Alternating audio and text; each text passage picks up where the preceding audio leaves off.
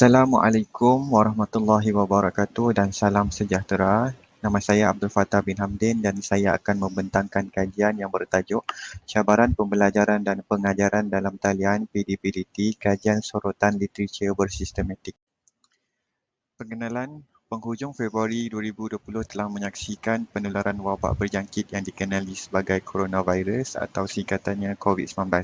Pandemik ini telah melanda hampir seluruh negara dalam dunia ini dan tidak terkecuali negara kita. Kesan daripada ini telah memperlihatkan tekanan dan implikasi yang hebat buat institusi pendidikan di Malaysia. Pembelajaran yang dahulunya hanya berlaku secara bersemuka di bilik darjah telah berubah dengan menggunakan medium dalam talian secara optimum. Objektif kajian adalah seperti berikut. Yang pertama, mengenal pasti cabaran PDPDT kepada pelajar.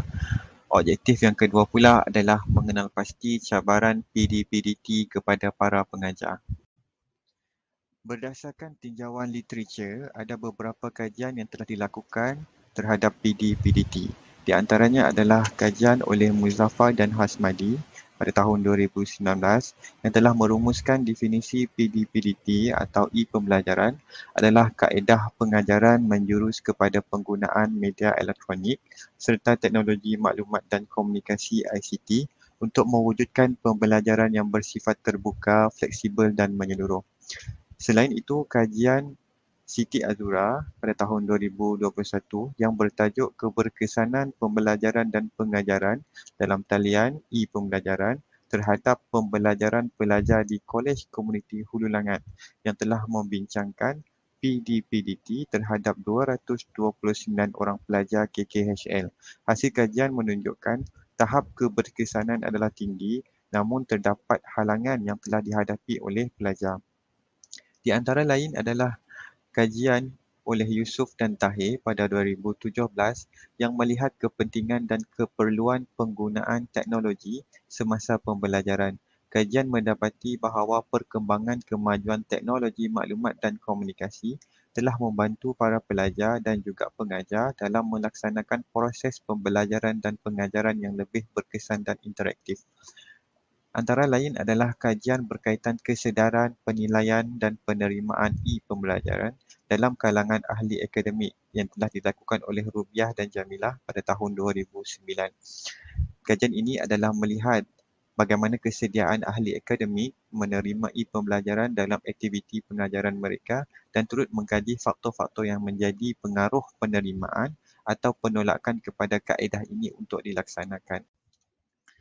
Metodologi kajian. Kajian ini adalah berbentuk deskriptif dengan menggunakan kaedah tinjauan literatur sistematik. Dua enjin carian yang telah digunakan untuk memilih artikel dan jurnal yang berkaitan dengan tujuan tinjauan sistematik ini adalah Emerald Insight dan juga Google Scholar. Carian telah dibuat dalam 5 tahun terkini iaitu tahun 2017 hingga 2021. Melihat kepada kajian Mohar tahun 2009 yang menyatakan bagaimana kaedah sorotan literatur secara bersistematik ini akan memperoleh kajian yang lebih meluas, meningkatkan ketelusan dan menekankan kepentingan bukti empirikal. Prosedur dalam kajian ini telah diringkaskan menggunakan catat alih Prefer Reporting Items for Systematic Review and Meta-Analysis iaitu singkatannya PRISMA. PRISMA merupakan piawan yang diterbitkan untuk menjadi panduan kepada penyelidik dengan maklumat yang berkaitan dan diperlukan menurut Shafrail pada tahun 2019. 4 proses PRISMA ialah pengenalpastian, identification, pemeriksaan, screening, kelayakan, eligibility dan terpilih, inclusion. Ia digunakan untuk mewujudkan gambaran keseluruhan yang sistematik, tepat dan boleh dipercayai. Seterusnya saya akan tunjukkan bagaimana catat alih Prisma iaitu artikel dan jurnal yang telah disaring dan dipilih untuk tujuan kajian.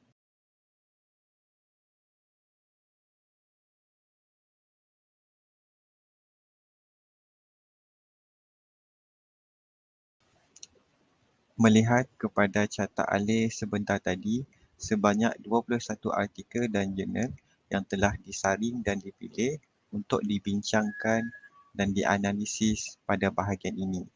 Cabaran Pertama, kepada para pelajar adalah capaian internet yang lemah.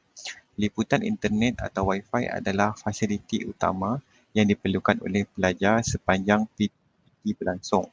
Namun demikian, tidak semua pelajar mempunyai capaian internet yang memuaskan, terutamanya pelajar yang tinggal di kawasan kampung dan juga pedalaman.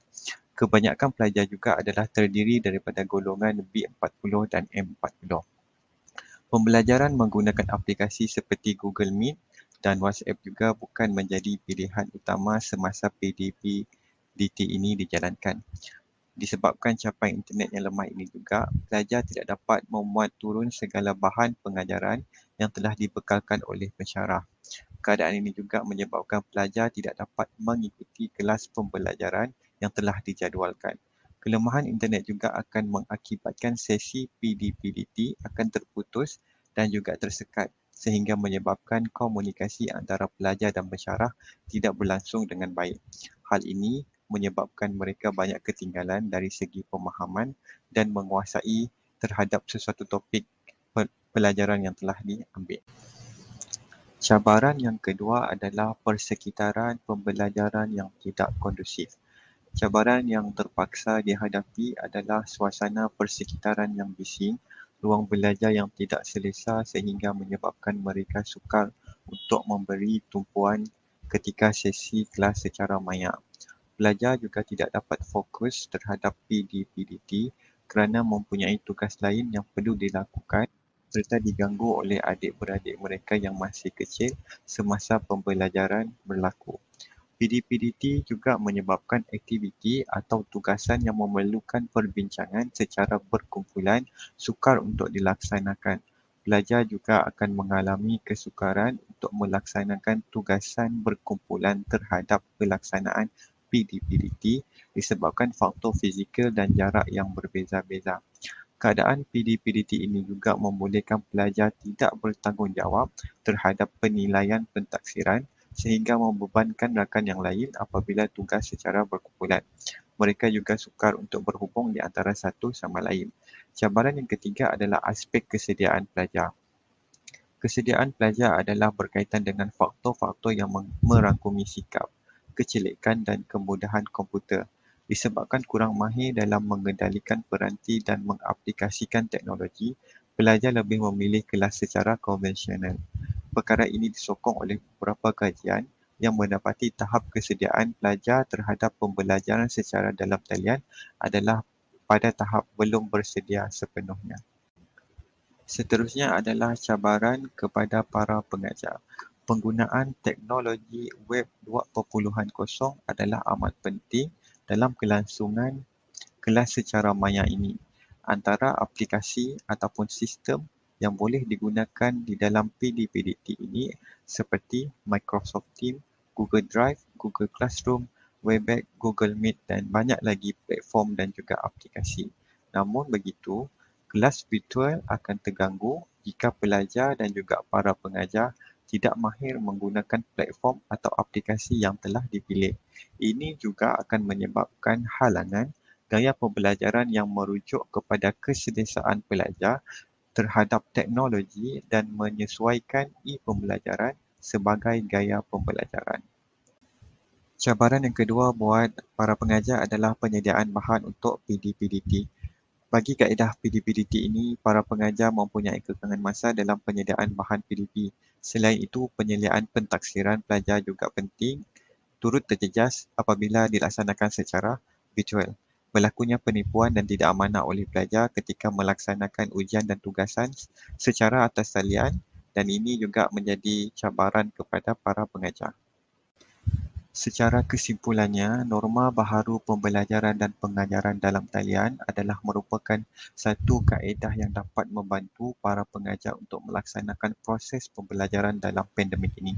Walaupun terdapat kekangan yang terpaksa dihadapi, sebenarnya PDP-DT ini mampu untuk mencapai keberkesanan yang tinggi serta menyediakan peluang kepada generasi baharu dengan aktiviti pembelajaran dan komunikasi yang berasaskan teknologi.